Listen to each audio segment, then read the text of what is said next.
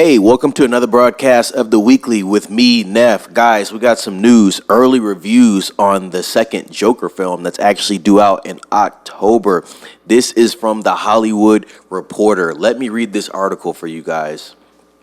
Joker, Folie review. Frustrating sequel is most electric when Joaquin Phoenix and Lady Gaga sing, dance, and romance. Todd Phillips follows his neo-noir psychodrama with another probe into the title character's tormented mind, this time with splashy musical numbers. Let me read a little more.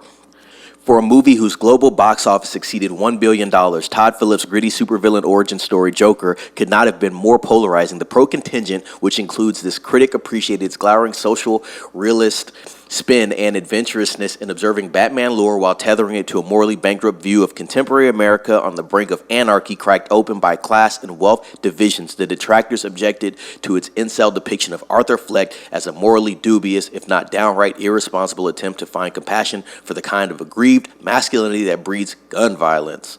Interesting. Let's read a little more.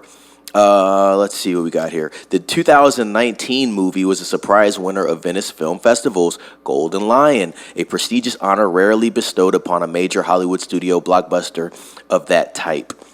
So really, I'm trying to look at some new information about this one. Yeah, it's not giving me too much about it. Let's just read a little more. Let's see if there's something here that gives us some real concrete information about this new film. Let's see. Okay, here we go. We got some stuff here, guys. Returning to the Venice competition, Phillips' uneven sequel, Joker, Folie will likely be embraced or dismissed for some of the same reasons. It doubles down on key aspects of earlier films' divisive character study by confining Phoenix's Arthur to prison or a courtroom for the duration, aside from a brief taste of freedom toward the end, a fantasy musical numbers that turn jazz pop show tune standards into interior monologues of a sort, or physical expressions of the person Arthur Fleck imagines himself to be.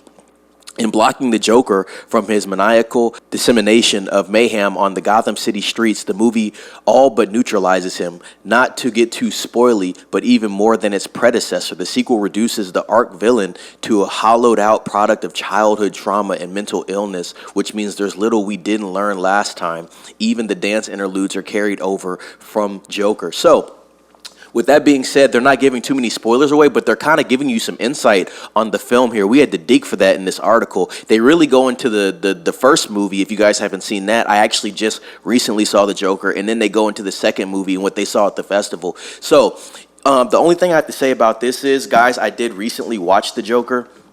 Overall, I gave the movie a 6.5. I think the movie's pretty overrated, to be quite honest. Joaquin Phoenix's performance is pretty good. I think he actually had a better performance in Gladiator, to be honest.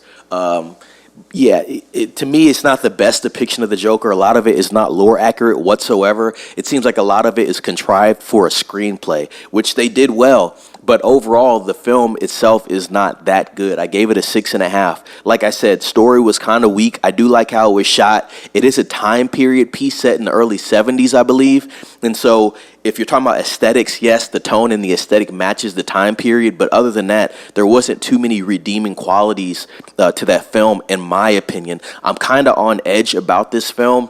And I am going to be leaving the link in the description because there is more information in this article that you guys might like to read. But just looking at this review right here, it looks like more of the same. If you guys have seen The Joker, please let me know what you think about that movie overall. Like I said, in my opinion, I think that movie's a 6.5 out of 10. I don't even know if I would recommend it to somebody. Was it the worst movie in the world? No, it wasn't. It's a cool spin on The Joker, although, like I said, none of it is lore accurate at all. To me, it's not really the Joker's story. It's Joker in a different timeline, basically. But with this film, like I said, this thing is coming out October 3rd or October 4th. I think the movie's going to do well just because the first one did well. I don't see why this one wouldn't follow up. Is it going to make as much money as the first film? I'm not 100% sure. The bar is set pretty high, like you saw in the article, and like we all know, the first Joker made $1 billion. Not an easy task. I do think people are going to come out and watch this movie.